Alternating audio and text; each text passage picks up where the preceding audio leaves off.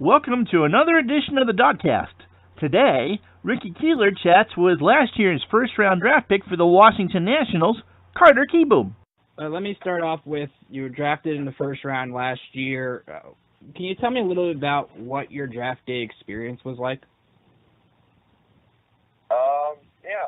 I mean, it was going to the draft. It was I didn't really know what was going to happen.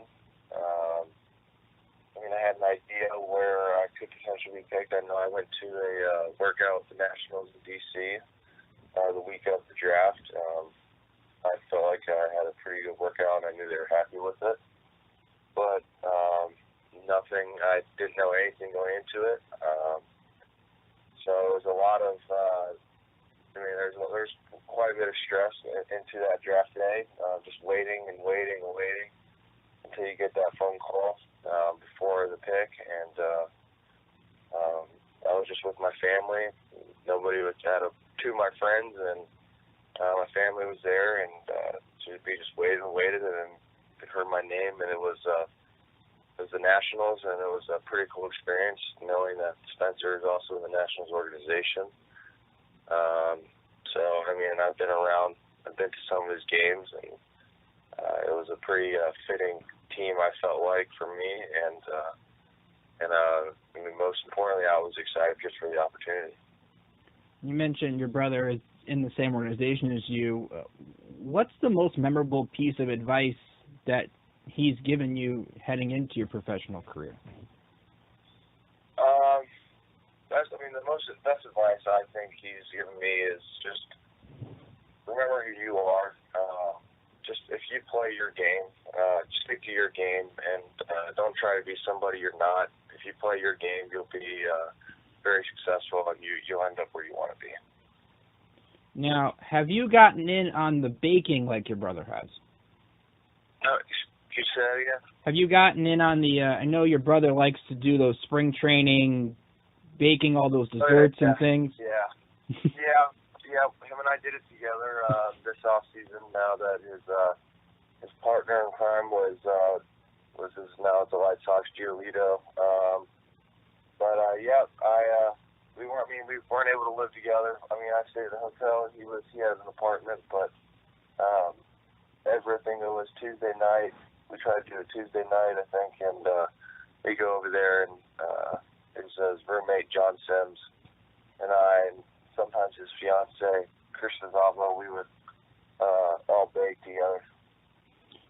Now, who were your favorite players to watch when you were growing up, and what was your favorite team? Favorite player was Nomar Garcia-Parra. That's just because of the way he played the game. He played hard. He was a shortstop.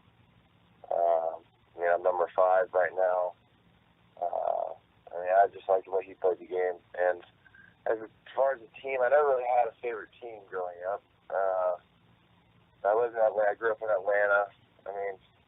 The Braves were playing. I would root for them, but I never really cared for the teams.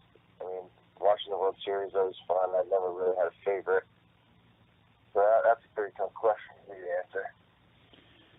Now, last Sunday, I'm sure you've been asked about this a lot. You go 5 for 7, 3 home runs, 5 RBIs. When you're that hot at the plate in a given day, what's that feeling like for you? Yeah, it's just it's hard to really describe. You just kind of try to take I go up every at bat's a new at bat for me. You learn from your at bats before how it hit you. But those days, it's just you just run into baseballs. The ball just finds your barrel. Our whole team. I was fortunate to hit 3 home runs, but I know there was 2 other guys that had 5 hits as well, and some doubles. So we had a lot of home runs. It was one of those days. You look up and you got to grab your helmet again because you're about to be on deck. It was a pretty crazy game to be a part of. You mentioned you guys scored 22 runs in that game, and your team has had one of the best offenses in the South Atlantic League. What's it like in the dugout when it just seems like everybody's hot on a given day? Oh, it's great. I mean, people always say hitting's contagious, and I think it is. I mean, as a team, we tend to have that one inning or those 2-3 innings where we just start racking up the hits, and we always have that big inning where we're 5-6 runs.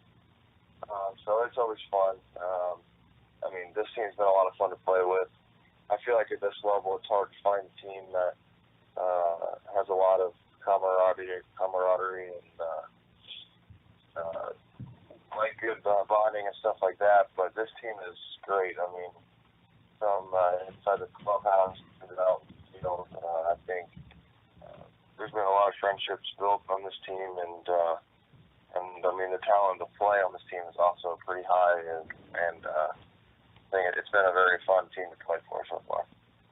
Now your team has only played 27 games, and you've already had 5 walk-off hits as a team. What can you say about the resiliency of your teammates, that you guys know you're never out of a game, and it just seems like every night somebody different's becoming a hero? Yeah, I mean that's one of the team.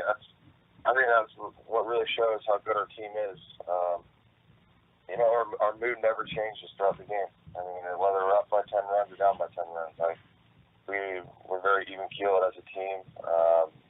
I mean, nothing changes. I mean, I think there's no yelling or anything like that. It's just, I mean, we take every at bat seriously. I mean, every at bat's a new at bat. You don't take your at bats to the field, and you're fielding to your at bat. And I think it plays a huge part in our success so far. Now this year you've moved into full season baseball. What's the transition like? I know you played just about as many games so far as you did in the Gulf Coast last year, but what's the transition been going from the GCL over into the South Atlantic League? It's been good. I mean, I love it. I mean, GCL it's more of the schedule is totally different. I mean, you can play at noon every day. I mean, you're up every morning. And I got up every morning at 5:45. Here, I mean, I'm still at home. I'm able to get a little bit more sleep. I mean, I think the biggest difference is the traveling. But I mean, growing up, you're traveling all the time. You're on buses and stuff like that. So I mean, I feel like I've adjusted nicely so far. I know it's a long haul, it's a long year, but I feel like I prepared this off season the right way. I had Spencer along my side to help me out with that, and a couple other guys. So it was a great off season, and just this year's back. I mean, I think being happy with it. Does having Spencer, who's gone through the grind at least at the lower levels like you're going through now, sort of give you an edge up in preparation over somebody else? I think so. I mean, I definitely didn't. I don't feel like I walked into this situation blinded like some people have. It definitely helps. I mean, I can't speak for other people, but I just know that, especially coming out of high school, I mean, it's a big eye opener for sure. I think people always talk about how much of a grind it is and how tough it is, but personally, I don't think I really didn't know what it was like until I stepped foot into the clubhouse and did it myself. But just to have an idea of what it was like and what I'm going to be going through helped me prepare the right way for this situation.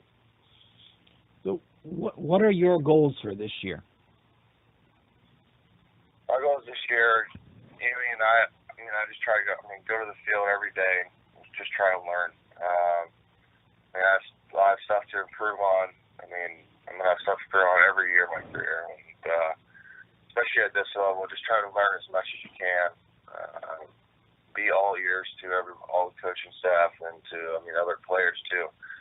And just try to be consistent with your game and just get as many reps as possible. Last question for you, Carter. Any message you would like to send to the Nats fans who are listening to this interview and hearing you for the first time? Excuse me? I didn't hear. Oh, any message that you would like to send to the Nats fans who are listening to this and hearing you for the first time? No, I just appreciate all the support, and I'm looking forward to having a successful year, and hope to be up there one day. Carter, again, thanks for the time. Good luck tonight. Good luck the rest of the season. I'm sure we'll talk again soon. Thanks again for taking the time. Thank you, Ricky. Here we go. You too. We'd like to thank Carter Kieboom for taking a few moments of his day to chat with us. Give us a follow and like us on Facebook at District on Deck, on Twitter at District on Deck, and of course on the YouTube channel. Like and subscribe. For Ricky Keeler, this has been the DoDCast.